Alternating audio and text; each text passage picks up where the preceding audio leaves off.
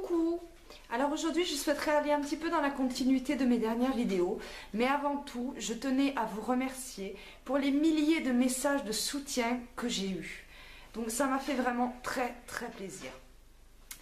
J'ai reçu aussi quelques messages qui me disaient que je n'étais qu'une raciste.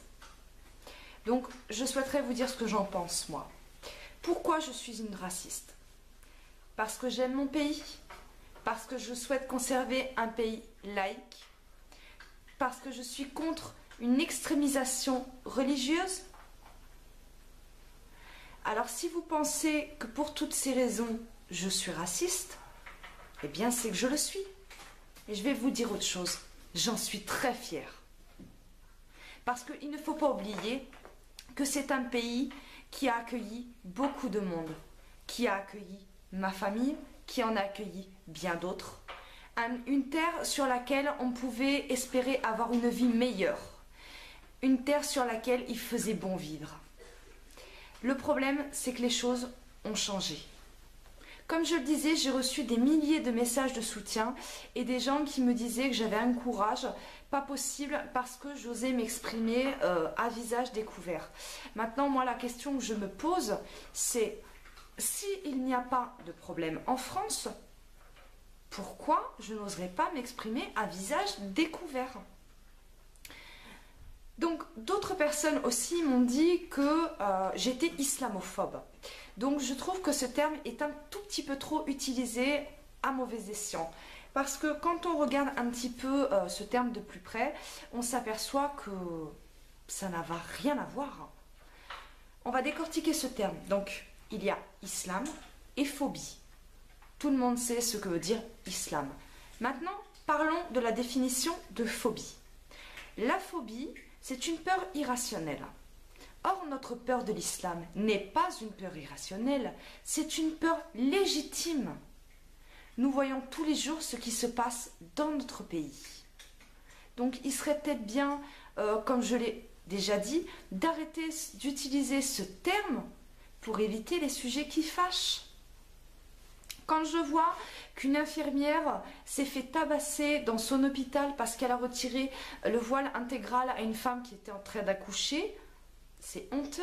C'est important que tout le monde se rende compte qu'il y a un véritable souci dans notre pays, que nous ne sommes pas soutenus par notre gouvernement, que notre police n'est pas soutenue, que nos militaires ne me sont pas soutenus et que le gouvernement nous rit au nez.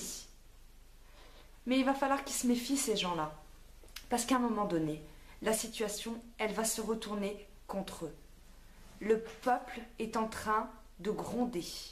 Quand on voit que nos policiers ne peuvent pas aller où ils le souhaitent sous peur de se faire caillasser, c'est quand même grave. Les policiers devraient pouvoir circuler où bon leur semble. Quand on voit qu'à l'entrée des cités, il y a ce que j'appelle, moi, les milices wesh wesh, qui demandent les papiers d'identité des médecins pour les autoriser à rentrer dans la cité, alors que eux refusent les contrôles d'identité, il y a quand même de quoi se poser des questions.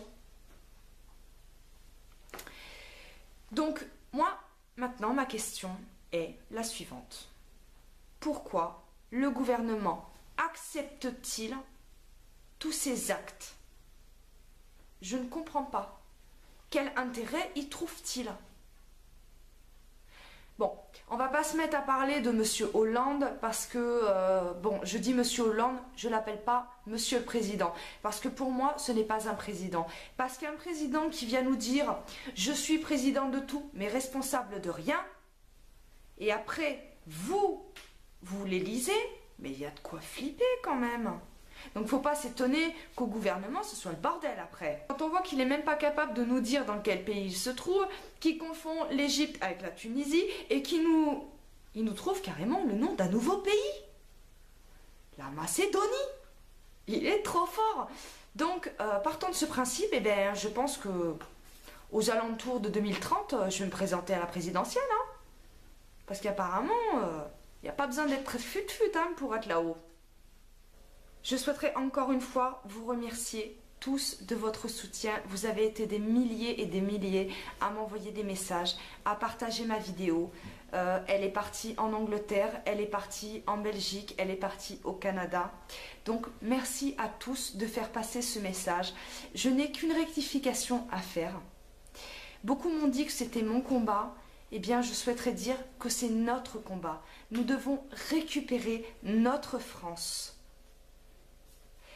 Et pour ceux qui veulent que j'arrête les vidéos, eh bien, je n'ai qu'un mot à vous dire. Non, je n'arrêterai pas. Vous pouvez dire ce que vous voulez. Je suis dans un pays libre. Je fais ce qui me semble juste. Et ce n'est pas vous qui allez me dicter mes actes ni mes pensées.